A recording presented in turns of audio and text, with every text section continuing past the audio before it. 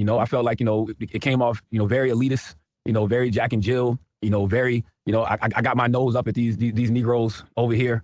And I don't think that, you know, you don't make any strides in connecting community by doing that conversation in the way that it was done. You know, I feel like, you know, whenever there's instead of calling people out, sometimes you should call people in. And you know, the whole conversation around who's an intellectual and who's not intellectual. My biggest issue with it was, well, damn, you know, a person who's an intellectual should look at the whole context of a situation before they have a conversation about it. I feel like, you know, Andrew said one of the strongest points last week when Andrew was like, I don't watch this show enough to have an opinion about it. You know, and then he said, but I trust Mark, you know, being Mark to be in spaces where, you know, he knows he needs to be in. And as I'm listening to the comment, I told Angela that even when she told me that y'all wanted to talk about it, it came up as a topic of discussion. I said, well, make sure you watch the whole thing in context before you just watch a clip of it and then, you know, speak on it for the next 20 or 30 minutes. Because to me, that's what an intellectual should do, right? Like, that's what an intelligent person should do. An intelligent person should get the whole context of something before they comment on it, instead of watching like 2 or 3 minutes of something and then actually taking the clip out of context. Because if you watch the clip in context, Mark was actually wrong.